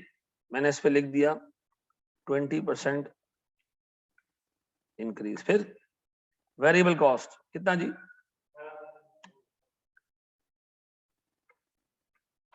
वेरिएबल कॉस्ट थी कितनी, 6 मिलियन, 1.18, उसको आगे ग्रो करा दो इसी तरह। फिर fix cost 5% increase, 5 lakh, 5% increase. फिर डेप्रिसिएशन कितना जी, 5 मिलियन रुपए का इक्विपमेंट, 25% डिमिनिशिंग बैलेंस, ठीक है जी। फिर अगले साल इसका 75%, फिर अगले साल इसका 75%, फिर अगले साल इसका 75%, ऐसा। तो मेरा एक सवाल है सर, अगर मैं आपसे ये पूछूं प्यारे बच्चों इस एसेट की कॉस्ट कितनी थी, आप कहोगे जी 5 मिलियन। मैं कहूं जी अब तक मैं इसको अक्यूमुलेटेड डेप्रिसिएशन 4 सालों में कितना डेप्रिशिएट कर चुका हूं, तो आप कहोगे जी 1, 2, 3 और 4, ऐसा। तो सर ये मेरे पास बच रही है फर्दर अमाउंट, ठीक है जी। सर इस एसेट की रेजल्ट वैल्यू एंड में होगी 1 मिलियन, तो इसका मतलब है लास्ट ईयर डेप्रिसिएशन और डिस्पोजल दोनों के नाम पे मुझे लास्ट ईयर जो बैलेंसिंग चार्ज अवेलेबल होगा वो होगा 5,82,031 रुपए का, डन। डेप्रिसिएशन आ गया, अब इनको एडअप करें। सर ये तो पहले साल लॉस आ गया, अच्छा एक चीज और रह गई है इसके अंदर, वो है रेंट। रेंट पे इंक्रीज है 10% का ना, 10% का इंक्रीज है ना रेंट पे, रेंट पे इंक्रीज है वाकई 10%। सर कहाँ है वापस से बताएं, ये रहा बेटा 6 लाख, ऐसा। सर ये आ गया मेरे पास प्रॉफिट। अब देखो यहां पर मैं ले रहा हूं टैक्स, ठीक है, ये मेरे पास प्रॉफिट बिफोर टैक्स। अब चूंकि मेरे पास कोई बेंचमार्क नहीं है कि मिनिमम टैक्स लगेगा या नहीं लगेगा, या लॉसेस कैरी फॉरवर्ड होंगे, तो मैं ये अज्यूम कर लेता हूं कि लॉस क्या होगा, कैरी फॉरवर्ड होगा, ठीक है जी। या तो चाहो तो यहां असम्पशन ले लो कि लॉस क्या हो रहा है, सेट ऑफ हो रहा है, मर्जी आपकी, ठीक है जी। मैं ले रहा हूं कैरी फॉरवर्ड वाली ट्रीटमेंट जो कि मुश्किल है। भाई इन 2 सालों में लॉस कैरी फॉरवर्ड हो गया, डन। अब बताएं मेरे पास सर थर्ड ईयर में प्रॉफिट कितना है, थर्ड ईयर का प्रॉफिट इतना है। अब बताओ मेरे पास कैरी फॉरवर्ड लॉसेस कितने हैं। सर मेरे पास कैरी फॉरवर्ड लॉसेज हैं 8,50,000 और 2,02,000, तो इसका मतलब है सर तीसरे साल भी मुझे कोई टैक्स पे नहीं करना चाहिए। सर फिर मेरे पास तीसरे साल का, चौथे साल का प्रॉफिट कितने का,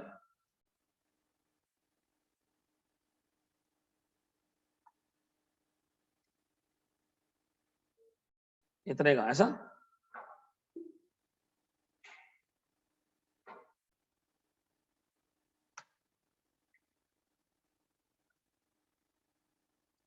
सर इस साल मेरे पास इतना प्रॉफिट बचेगा, प्रॉफिट टू बी टैक्स, चौथे साल।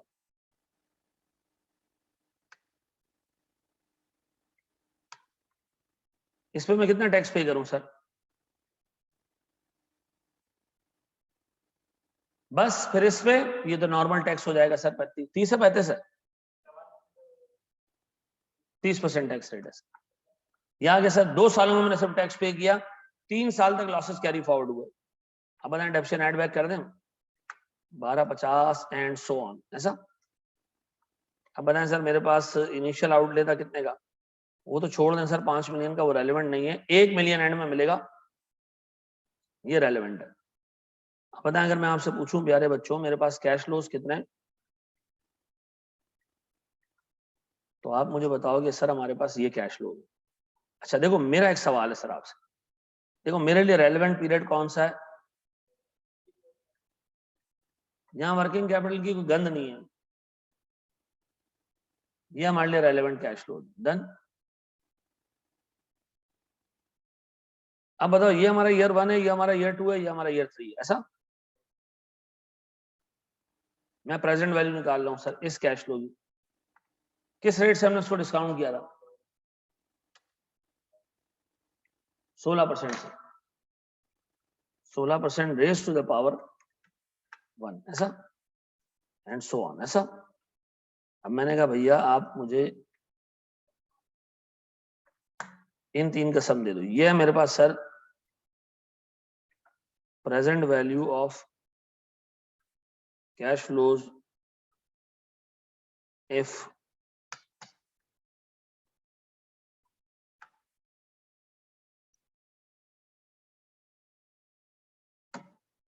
ऐसा। अगर मैं इसको बंद कर दूं अभी के अभी, अभी के अभी, अभी के अभी इसको मैं बंद कर दूं,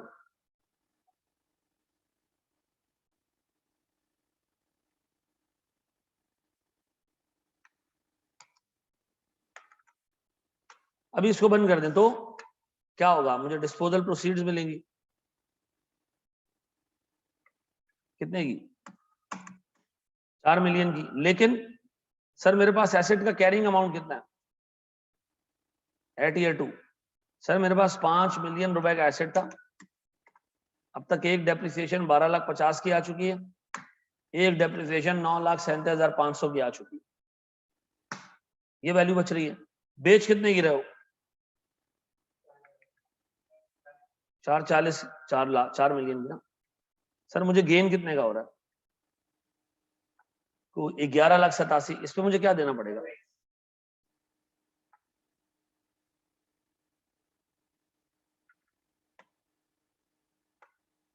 %30, ऐसा।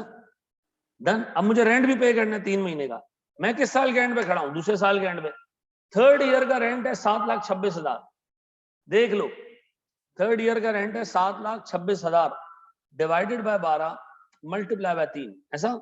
Divided by 12 7,26,000 divided by 12 multiply by 3, ऐसा। अब बताओ इस पे टैक्स सेविंग्स भी होंगी,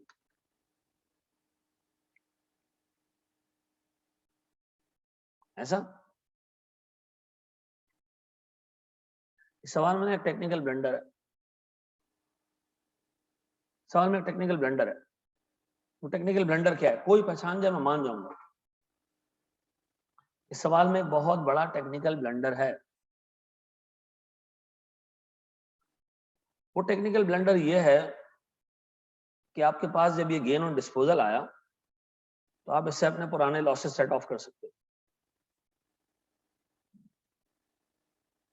आपके पास अगर ये टैक्स डिस्पोजल पे गेन आया तो इस गेन से आप अपने पुराने लॉसेस सेट ऑफ करके रिमेनिंग अमाउंट पे टैक्स देते। ठीक है जी, ये इस सवाल में मिस है, एग्जामिनर ने इस चीज को कंसिडर नहीं किया, ये ब्लंडर है। और अगर वो अज्यूम कर रहा है कि लॉस जो है वो कैरी फॉरवर्ड सेट ऑफ करने के लिए हमारे पास कुछ भी नहीं है, ये अलाउड नहीं है, तो फिर यहां उसने जो ये रेंट पे एक्सपेंस पे जो टैक्स सेविंग्स आई है ये क्यों? टैक्स सेविंग्स का मतलब समझते हो? इस रेंट एक्सपेंस को हम किसी इनकम के साथ सेट ऑफ करें, तो ये भी नहीं लेना चाहिए था। ठीक है जी, तो इस सवाल में बहुत इफ्स एंड बट्स हैं।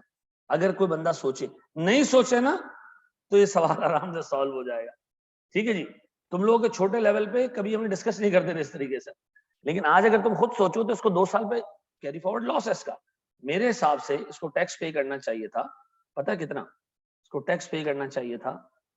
ये कहता जी मेरा एक लॉस ये, ठीक है, मेरा एक लॉस ये है, ठीक है जी, ये मेरे 2 लॉसेज हैं, और मेरा एक लॉस अभी रेंट देने पे भी होगा, ठीक है, ये भी मेरा लॉस है। तो आप एक काम करें, मुझ पे कोई टैक्स ना लगाएं, ठीक है ना।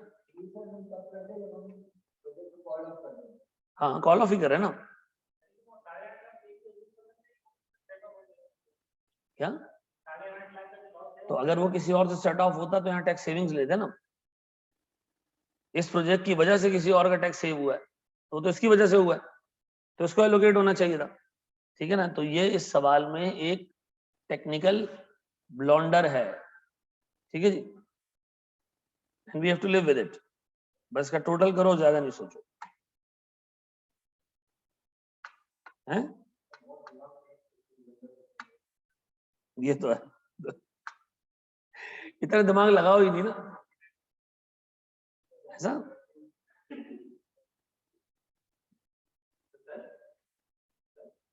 अब बताओ ज्यादा बेहतर क्या है, इसको चलाते रहे सर, ऐसा। जी मेरे बच्चे,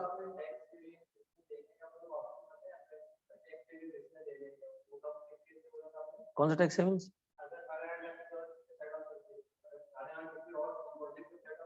सेट ऑफ कर दे, इसका मतलब इस प्रोजेक्ट की वजह से उसकी टैक्स सेविंग हुई, इसको मिलेगा ऑब्वियसली, ऑब्वियसली, ठीक है ना, ऐसा जी। देखो वो कभी भी नहीं लिख के देगा, आपने एग्जाम में अजम्पशन लेनी, ठीक है ना।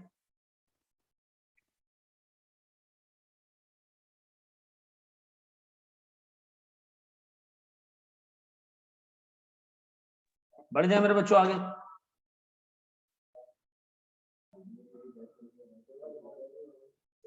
बढ़े।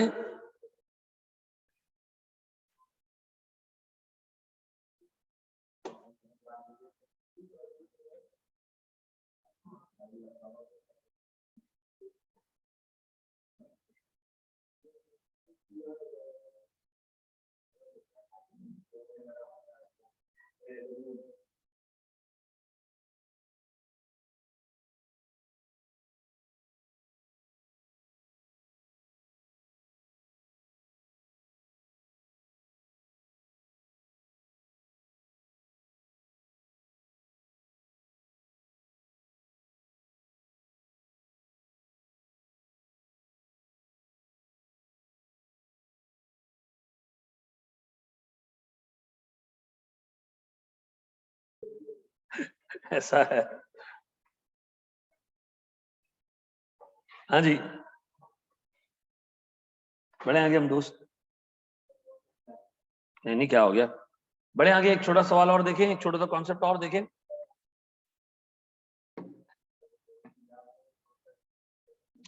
चलें जी, सर अपने पास हेडिंग डालेंगे,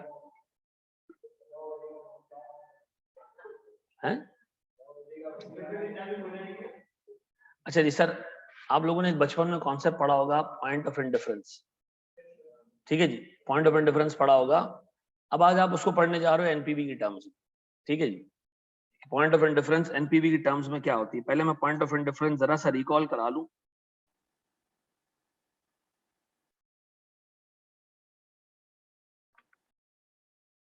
देखिए, एक छोटा सा मैं केस डिस्कस कर रहा हूं। सर एक कंपनी है जिसके प्रोडक्ट की सेलिंग प्राइस है मिसाल के तौर पर 100 रुपए, ठीक है जी। इसको बनाने के 2 तरीके, इसको बनाने के 2 तरीके, एक मेरे पास है मेथड 1, एक मेरे पास है मेथड 2। सर अगर मैं मेथड 1 से इसको बनाऊं ना तो उसकी वेरिएबल कॉस्ट होगी से मिसाल के तौर पर 45, और मेथड 2 से बनाऊंगा तो उसकी वेरिएबल कॉस्ट होगी 55। हाँ जी, मुझे बताओ दोनों में से बेहतर मेथड कौन सा है? 45 वाला, क्योंकि सर उसकी कॉस्ट कम है। सर अगर मैं कहूं उसकी फिक्स कॉस्ट है 1 लाख और अनस इसकी फिक्स कॉस्ट है 1.5 लाख, अब बताओ अनस तुमने बताना है कि इसमें से बेहतर मेथड कौन सा है?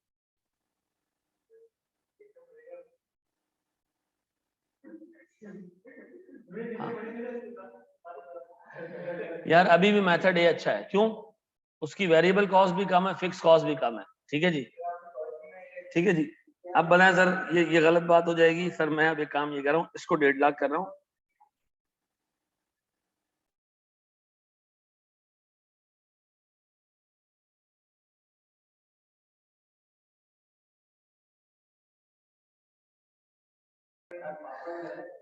पापड़ नहीं आया इसके। चलो जी, अब मुझे एक बात बताएं सर, मेथड 1 में वेरिएबल कॉस्ट कम है लेकिन फिक्स कॉस्ट ज्यादा है। अच्छा, मेथड 2 में वेरिएबल कॉस्ट ज्यादा है, फिक्स कॉस्ट कम। तो सर देखें, दोनों मेथड्स में एक जगह पे एक को एडवांटेज है, दूसरी जगह पे दूसरे को एडवांटेज है। तो हमें क्या करना चाहिए? अब क्या करना चाहिए? देखें, मुझे बताएं, आप इस तरह सोचें कि अगर हम एक भी यूनिट नहीं बनाए और सिर्फ फैक्ट्री खोल के बैठ जाए, एक भी यूनिट ना बनाए, सिर्फ फैक्ट्री खोल के बैठ जाए, तो मुझे एक बात बताओ, मेथड 1 में मुझे फिक्स कॉस्ट पे करना पड़ेगी हर हाल में, चाहे मैं यूनिट बनाऊं या ना बनाऊं।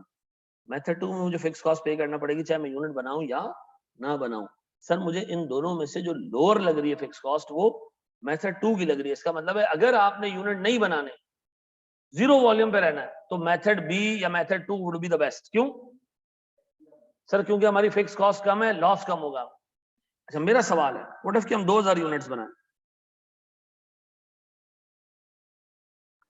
अगर मैं 2000 यूनिट बनाता हूं तो मेथड 1 में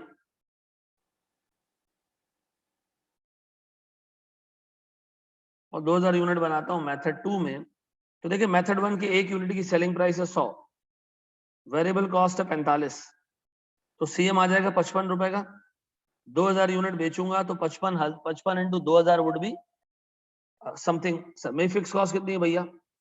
1.5 लाख। बताओ, मैं 2000 यूनिट बेचूंगा तो मैं क्या कमाऊंगा? सर 40,000 के लॉस पे होऊंगा मैं। लेकिन अगर मैं यही मेथड 2 से करूं तो सर 100 माइनस 55 इंटू 2000, सर मेरे पास 1 लाख रुपए की फिक्स कॉस्ट। जी बताएं बेहतर क्या है? 10,000 का नुकसान। अच्छा, एक चीज नोट करने वाली है, अगर मैं एक भी यूनिट ना बनाता तो मेथड 1 में लॉस होता 1.5 लाख का, मेथड 2 में लॉस होता 1 लाख का, क्योंकि फिक्स कॉस्ट आपको पे करना पड़ती, सीएम कुछ नहीं होता है, टोटल लॉस हो जाता। जो लॉस जीरो वॉल्यूम पे 50,000 का डिफरेंस था दोनों में, वो 2000 यूनिट पे रिड्यूस होके 30,000 पे आ चुका। ऐसा क्यों ना? देखो, इसका सीएम है 55 रुपए, उसका सीएम है 45 रुपए, दोनों के सीएम में 10 रुपए का फर्क है। मेथड 1 10 रुपए का ज्यादा सीएम कमाता है, तो जितने यूनिट ये बेचता जा रहा है, ये जो 50,000 का गैप है, ये कम होते होते होते किस पे आ गया? 30,000 पे आ गया, क्योंकि हर यूनिट पे मेथड 1 सीएम ज्यादा कमा रहा है, हर यूनिट पे सीएम ज्यादा कमा रहा है। तो जो गैप है वो क्या होता जा रहा है? श्रिंक होता जा रहा है। अब खुद बताओ, 4000 यूनिट पे अगर मैं जाऊं तो सर मैं यहाँ पर 100 रुपए का सेल्स प्राइस, 45 रुपए का सीएम और 45 रुपए की वेरिएबल कॉस्ट, 4000 माइनस 1.5 लाख, जी कितना? 70,000 का प्रॉफिट। अच्छा, वहां पर 100 माइनस 55 इंटू 4000 माइनस 1 लाख, कितना आ रही है? अभी देखें गैप कितना रह गया, 10,000 का रह गया गैप, जो कि शुरू में 50 का था, 2000 यूनिट पे 30,000 का रह गया, 4000 यूनिट पे 10,000 का रह गया। अब व्हाट इफ कि हम 6000 यूनिट्स बनाए, तो आप कहोगे जनाब 100 minus 45 multiply by 6000 minus 1.5 lakh,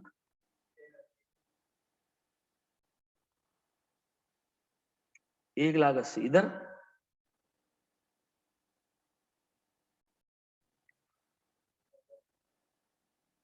कितना जी? अब बताएं, अब ये वाला मेथड आपको ज्यादा बेहतर लगने लग गया? पहले ये अच्छा लग रहा था, ये अच्छा लग रहा था, जीरो वॉल्यूम पे भी ये बेहतर था, लॉस कम था, 2000 यूनिट पे भी ये मेथड बेहतर, लॉस कम है, 4000 यूनिट पे भी ये मेथड प्रेफरेबल क्योंकि प्रॉफिट ज्यादा है। सर जब मैं 6000 पे आया तो एकदम से 1,80,000 का प्रॉफिट ज्यादा हो गया। इसका मतलब है सर एक पॉइंट ऐसा आया था जहां ये दोनों मेथड बराबर प्रॉफिट प्रोड्यूस कर रहे थे। ऐसा, ये पॉइंट कौन सा पॉइंट था? ये था पॉइंट ऑफ इंडिफरेंस। अच्छा, वो कैसे मालूम करें? सर देखिए, मेथड 1 का सीएम है 100 माइनस 45, ये एक यूनिट का सीएम है। अगर मैं इसको मल्टीप्लाई कर दूं एक्स से कि भाई मेरे पास कितने नंबर ऑफ यूनिट्स में बेचूं, मेथड 1 से सर ताकि मुझे इतने रुपए का प्रॉफिट मिले, सर मैं मेथड 1 में अगर x नंबर ऑफ यूनिट्स बेचता हूं ना तो 100 माइनस 45 मेरे पास CM आता है, x से मल्टीप्लाई करता हूं तो मेरे पास 55x ये आता है total CM for producing x number of units, minus करता हूं 1.5 लाख, तो सर ये मुझे बता रहा है total profit for method 1 for producing x number of units. मैं कह रहा हूं ये बराबर हो 100 minus 55 same x number of units minus 1 lakh. तो बताएं सर मेरे पास इन दोनों मेथड से इन दोनों को इक्वेट करने के लिए x मेरे पास कितना आ रहा है, x आ रहा है 5000। इसका मतलब 5000 वो वॉल्यूम है जहां दोनों मेथड्स का प्रॉफिट क्या होगा, सेम होगा, जहां दोनों मेथड्स का प्रॉफिट क्या होगा, बराबर होगा, जहां दोनों मेथड्स का प्रॉफिट इक्वल होगा। ऐसा ये वो पॉइंट है जहां दोनों मेथड्स का प्रॉफिट क्या होगा, इक्वल हो जाएगा। ऐसा अब मुझे एक बात बताएं, जब आपको ये बात पता चल गई कि दोनों मेथड्स का प्रॉफिट इक्वल होगा, इसका सिग्निफिकेंस क्या है, इससे फायदा क्या है मालूम करने से? अच्छा हमें कैसे पता चलेगा कि डिमांड इससे ज्यादा हो तो कौन सा मेथड अच्छा, उससे कम हो तो कौन सा मेथड अच्छा? देखो एक चीज कहलाती है ऑपरेटिंग लेवरेज। क्या कहलाती है? यानी एक कंपनी के कॉस्ट स्ट्रक्चर में फिक्स कॉस्ट ज्यादा है या वेरिएबल कॉस्ट ज्यादा है? फिक्स कॉस्ट ज्यादा होगी ना और वेरिएबल कॉस्ट बहुत थोड़ी सी हुई तो आपका CM तो बहुत ज्यादा आएगा पर यूनिट, लेकिन आपकी फिक्स कॉस्ट भी ठीक ठाक बड़ी होगी जो आपको कवर करनी। आप मिसाल के तौर पर एक होटल को देख लो, बड़े होटल को देख लो, मैं एग्जांपल भी यही देता हूँ, इसी को देख लो आप, उसकी फिक्स कॉस्ट है ठीक ठाक ज्यादा। चाय के कप पे खर्चा आता है उसका 20 रुपए का, वो बेचता है 200 रुपए का, एक यूनिट से कितना CM कमाता है, 180। अब आप पठान को देखो, उसकी फिक्स कॉस्ट भी कम है, चाय का कप उसको भी 20 रुपए का ही पड़ रहा है, ठीक है ना, वो बेचता है उसको 40 रुपए में, CM कितना है? तो उसका मतलब है सर जिस कंपनी का जनरली फिक्स कॉस्ट बड़ा होता है उसका जनरली कंट्रीब्यूशन मार्जिन भी बड़ा होता है पर यूनिट। ना तो सर मुझे एक बात बताएं, अगर हाई वॉल्यूम्स हो, बड़े वॉल्यूम्स है, तो सर उसको अपनी फिक्स कॉस्ट कवर करने का मौका मिल जाएगा, और बड़े वॉल्यूम्स पे वो एक आम कंपनी के मुकाबले में ठीक ठाक ज्यादा प्रॉफिट कमाएगी। क्यों? क्योंकि उसका CM पर यूनिट क्या है, ज्यादा है। अब मिसाल के तौर पर एक छोटी कंपनी है जिसका जिसका फिक्स कॉस्ट कम है, CM भी कम है, सर हाई वॉल्यूम्स पे क्या वो छोटे वॉल्यूम्स में भी ब्रेक इवन से तो आगे आ जाएगी, लेकिन वो करोड़ों यूनिट भी बेच दे तो उसका CM पर यूनिट इतना छोटा है कि कोई फायदा नहीं। तो बताओ बड़े वॉल्यूम्स में कौन सा मेथड अच्छा है, जिसकी फिक्स कॉस्ट और CM पर यूनिट ज्यादा? ठीक है जी सर, जिसकी फिक्स कॉस्ट और CM पर यूनिट कम वो छोटे वॉल्यूम्स पे अच्छा। तो मुझे बताओ पॉइंट ऑफ इंडिफरेंस से पहले वो मेथड अच्छा जिसका फिक्स कॉस्ट कम और CM पर यूनिट भी कम। ठीक है जी, पॉइंट ऑफ इंडिफरेंस से वो मेथड आगे अच्छा जिसका CM भी ज्यादा पर यूनिट यानी और फिक्स कॉस्ट भी ज्यादा। ऐसा तो पॉइंट ऑफ इंडिफरेंस की सिग्निफिकेंस ही है। ऐसा पक्का? अब आ गया जरा दोस्त, मैं आपसे फिर एक चीज पूछूंगा। देखो मैं कहता हूं CM for method 1, CM per unit method 1 का multiply by x number of units. ये क्या सर मेरे पास total CM for producing x number of units minus fix cost under method 1। ये किस चीज का फंक्शन है? मेथड 1 में प्रॉफिट कितना कमाओगे अगर x यूनिट्स बेचोगे? मैं कह रहा हूं ये बराबर है CM2 माइनस फिक्स कॉस्ट 2। ये दोनों प्रॉफिट बराबर है for producing same x number of units. अब अगर हम इसको रीअरेंज करें, CM1x को यहां रखें, CM2 को यहां ले आए और फिक्स कॉस्ट को वहां ले जाए, तो fix cost 1 minus fix cost 2 हो जाएगी। ऐसा अब एक काम करो, इसमें से x कॉमन ले लो, ये हो जाएगा सर मेरे पास कितना हो जाएगा, ये मेरे पास हो जाएगा सर चेंज इन CM। वालेकुम सलाम, मैं इस वक्त क्लास में, बेटा अर्जेंट नहीं कुछ।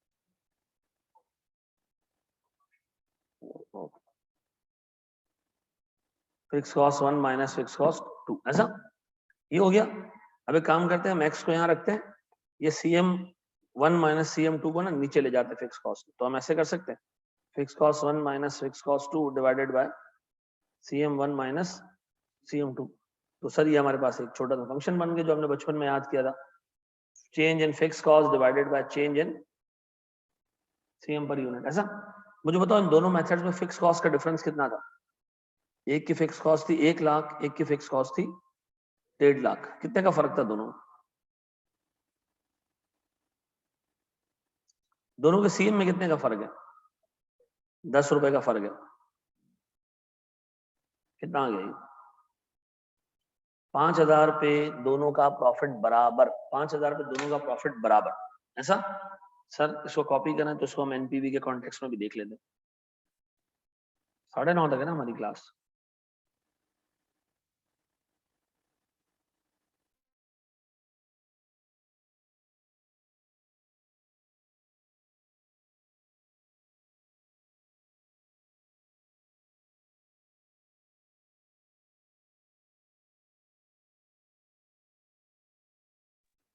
चले जी, बड़े मांगे दोस्त।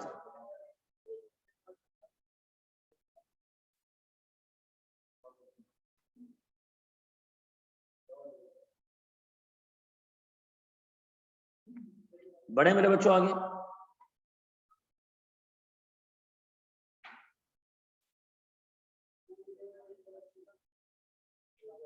बढ़ जाए।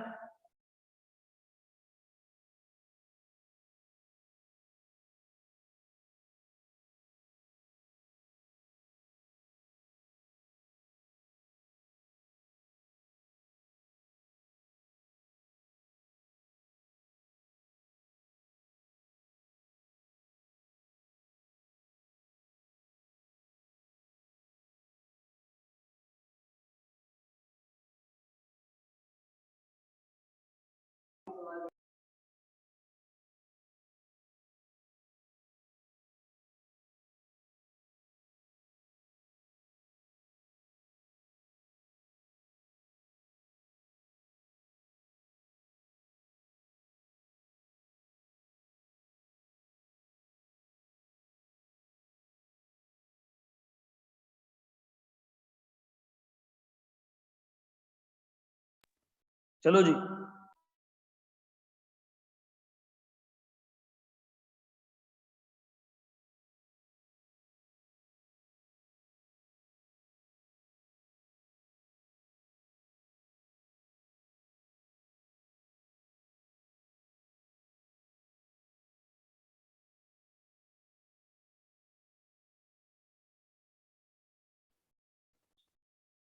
अच्छा मेरे लैपटॉप की बैटरी लो हो रही है, ठीक है, थैंक यू जी, मैं लगा चुका हूँ। चले जी आगे बढ़े हम दोस्त।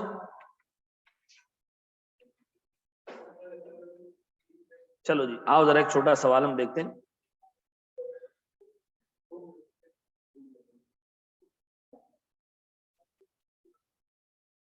जब थक जाओ तो मुझे बता देना। आज एक क्लास एक टॉपिक में डिस्कस कर लूं, सवाल डिस्कस कर लूं, फिर डिस्कस करने के बाद भले मैं आपको जो है ना छुट्टी दे दूंगा और ये मैं आपको रिकॉर्डेड दे दूंगा। तो आइंदा के बाद ना रिकॉर्डेड वर्जन ऐसे दिया करेंगे, क्लास में जो सवाल बच जाएंगे वो मैं आपको होमवर्क के तौर पे दे दूंगा। यार ये गलत बात है ना।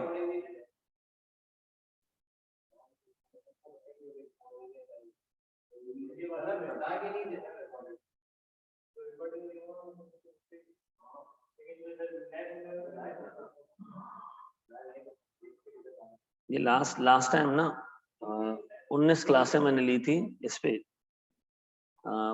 इन्वेस्टमेंट अप्रेजल में।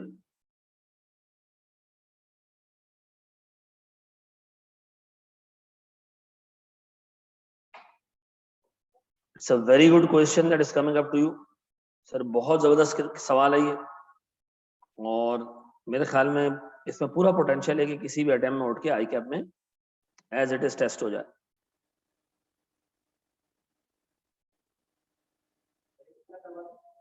ये है ICAW का क्वेश्चन, मैं इसको रीड कर रहा हूं, सुने। ये कह रहा है जी CD is an aviation company engaged in providing transport services to tour operators and industrial customers. CD's cost of money is 10%. Transport company है, मैं भी ट्रक चलाती हूँ, मैं भी जहाज चलाती हूँ।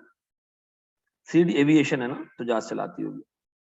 CD is considering acquisition of 3 new aircrafts. 3 क्यों फाड़े डिस 3, ठीक है जी। which have a cost price of 2 million each. 2 million का एक मिलेगा खरीदेंगे तो। Each aircraft has a useful life of 5 years and requires an overhaul of 6 lakh रुपए at the end of 3rd year. खरीदो उसको 2 मिलियन का और फिर तीसरे साल के एंड में इस पे 6 लाख रुपए की ओवरऑलिंग लगाओ। सर इसकी फिक्स ऑपरेटिंग कॉस्ट 1 लाख रुपए पर ईयर होगी और इसकी रेजिडुअल वैल्यू निल होगी at the end of its useful life. Apparently 3 मोटे मोटे खर्चे, खरीदो, ओवरऑलिंग कराओ, फिक्स कॉस्ट पे करो, done. If the aircraft is purchased fully utilized, it will fly for 2400 hours per year. 2400 घंटे इस जहाज को उड़ाने का आपके पास पोटेंशियल है, ठीक है नहीं। It generates a contribution margin of 16 lakh रुपए पर ईयर। अगर आप इसको 2400 घंटे चलाओ तो बताओगे सीएम पर यूनिट कितना है? सीएम पर आवर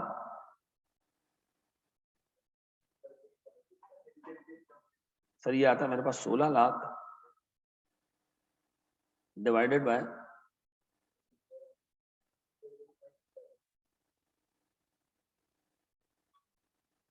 ठीक है जी। फिर वो कह रहा है भैया as an alternative for buying aircraft it is feasible to rent it out via broker. दूसरा तरीका ये कि इसको आप खरीदो ना, रेंट पे ले लो। खरीदोगे नहीं तो इनिशियल आउटले कुछ नहीं होगा, लेकिन आपको रेंट देना पड़ेगा। अच्छा, रेंटल है 2.5 लाख रुपए पर ईयर एडवांस, 5 साल तक लगातार 2.5 लाख रुपए पे करो।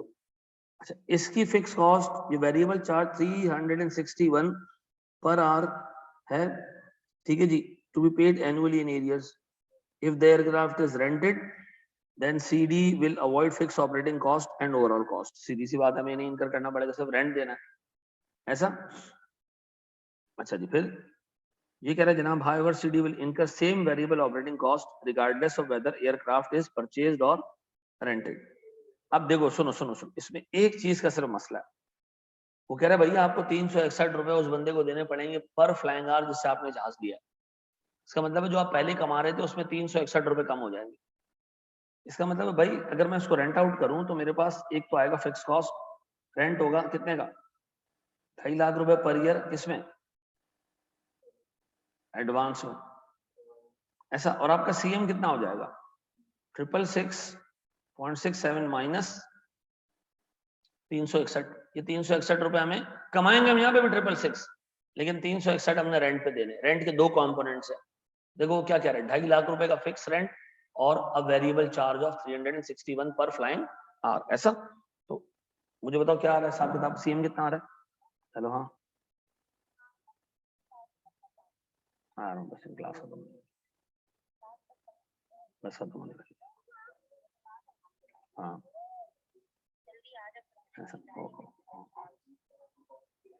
Okay okay okay. अच्छा जी, अब बताएं सर, अब सुने। उसने कहा भैया एक बात बताओ, कितने नंबर ऑफ आवर्स साल में ये जहाज चले, मिनिमम नंबर ऑफ आवर्स, कि आपको रेंट पे जहाज लेने में कोई मसला ना हो, यानी वो वॉल्यूम जिस पे एनपीवी 0 प्रोड्यूस हो। फिर इसने कहा जनाब बाइंग ऑफ एयरक्राफ्ट, ये बताओ सर कितने आवर्स पे बाइंग फाइनेंशियली फीजिबल हो जाएगा, वो आवर्स बता दो, ऐसा।